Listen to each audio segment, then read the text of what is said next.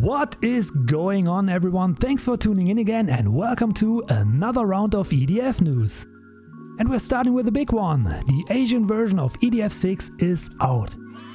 And I feel like there's things to talk about, so let's go! Remember about half a year ago when Clouded Leopard Entertainment released their first announcement trailer for the English version and we were all shocked by the seemingly new voices of Sarge and the boys? Looking good, brother! Well, the Asian version released just a couple of days ago and I can confirm it's not like that. Yep, you got that right, our fears didn't manifest themselves, cats and dogs aren't living together, they actually did use the original recordings from EDF 5 and when the dialogue diverts from EDF 5 or when there's new dialogue with the EDF 5 characters, it does sound like they got the old band together to reprise their roles. We got intel from teams who faced the drones. After many losses on both sides, we found their weak point. If you remember, I was a bit skeptical from the start about the idea, or might I say rumor, that they would pay for two separate translations and two separate dubs and writers and studio time for the same target language for the same game, when they could just do it once and be done with it. I mean, why would they do it twice? I still think that would be just a waste of money. Now, full disclaimer, I haven't seen or played the Western release for myself yet. As we all know, that one got pushed back to summer for reasons we can only speculate about. But I gotta say, after playing the Asian version and experiencing the dub and its quality, I think it's fair to assume that this is the same dub the Western release will use. It's not the best dub in the world, of course, and I spotted the odd inaccuracies here and there, but it is about on par with EDF 5's dub, both in translation and overall quality, and unintentional cheesiness. And like I said, they did bring back the old voices, so this all tells me that this is it, that's the dub.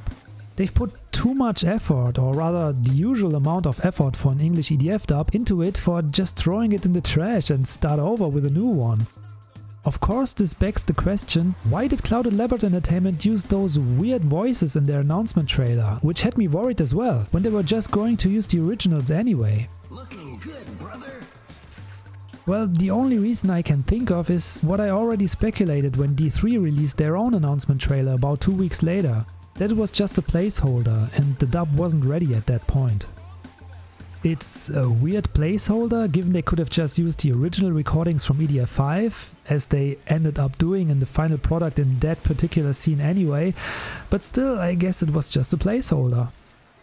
Which of course is a good thing, and that strange version of Sarge and the boys was nothing more than a distant fever dream from an alternate dimension we don't have to worry about. Weird Voice Sarge isn't real, he cannot hurt you. Looking good, brother! Now, for the rest of the voice cast, you might have already watched the first few missions I uploaded to the channel to have a listen for yourself. Me personally, I gotta say, they're not too bad. I was very worried and it was a bit weird at first because I was so used to the Japanese voices, and especially the very first mission doesn't do the best job at leaving a good first impression, but the voices of the captain and the new recruits, they did grow on me. Tired, huh? Well, too bad. It ain't nap time. There's more work to be done. The captain has some good deliveries, especially in the heat of battle, and the banter between the other soldiers does capture that all hope is lost vibe of the original quite faithfully. The only voice I'm still having a problem with, and that's unfortunately a big one, is the professor. You gave me hope in humanity and in myself. I can't really put my finger on it, but he sounds a bit too young and too quiet for my taste compared to the original, but I'm not all the way through the story yet, so maybe I just need a bit longer to get used to him. Alright, that's it for the dub. Now some more info about this Asian version. It's available for purchase digitally for PS4 and PS5 on the PlayStation Store in Asian territories outside of Japan, so for example Taiwan, Hong Kong, Singapore, South Korea.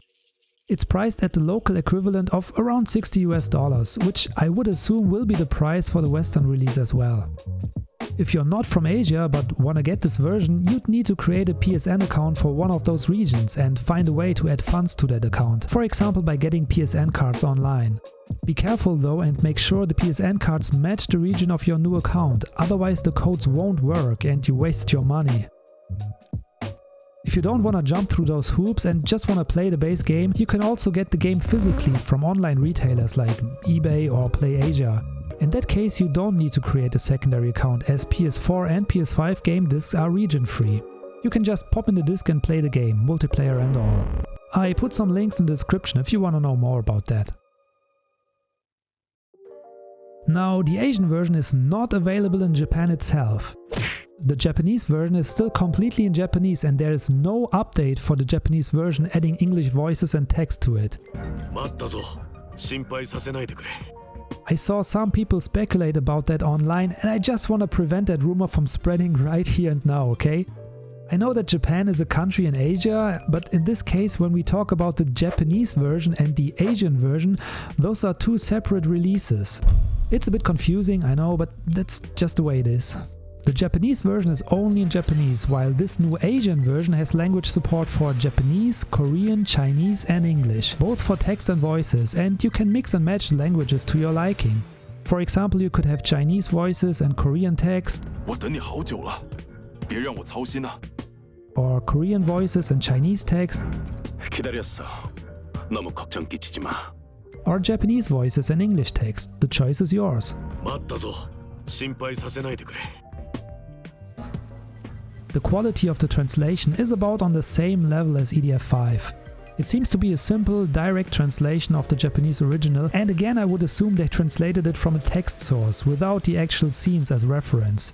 Sometimes things like we and I are mixed up, or singular is used when it should be plural, or the other way around. The usual trappings you can fall into when translating Japanese without context. It especially sticks out during missions in which you fight one single giant monster and they keep acting as if there was more than one present.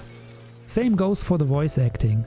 In parts it sounds like they're just reading off a piece of paper without knowing anything about the scene's circumstances and surroundings, so sometimes the character's body language doesn't quite match what they are saying, or the delivery feels a bit out of place. Needles incoming! They also mixed up combat frame and exoskeleton again, but it was like that in EDF5 already, so I give it a pass for consistency. They're professionals. Just leave it to them. All in all, the dub is about what you'd expect from an EDF game. It's not the best, it's not the worst. If you are used to EDF5's English dub, I'd say you'll feel right at home. On a technical level, the game runs identical to the Japanese version. There are no updates, improvements or changes from what I can tell. It's the exact same content. There was only one odd thing at the very beginning. When you start the game for the first time, there is this short part after the introduction before you enter the first mission. That brief sequence starting with "I once said there is hope."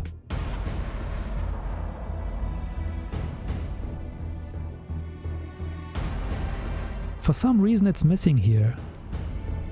I don't think it was removed on purpose, at least I wouldn't know why they should do that, so it's probably just an oversight.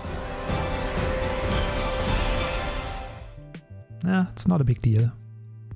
When it comes to online multiplayer, it seems that again players with the Japanese version cannot join their friends playing a non-Japanese version. I tried creating a room on one version, which didn't show up on the other and vice versa. I also tried sending direct invites to friends, which do show up on their end, but they still cannot join the game. I kinda expected that, but I also somehow hope they changed it like they did in Word Brothers. It's a bit of a bummer unfortunately, but again it was like that in EDF5 as well, at least on consoles. Clouded Leopard Entertainment also already confirmed the release dates for the two DLCs. The first one, Lost Days, will release on June 27 and the second one, Visions of Malice, will follow on August 22 this year. If you can't wait and just want to check out the story, you can do so right here on this channel. But be warned, it'll contain some spoilers for the main game, so better watch it after you finish that first or watch the walkthrough.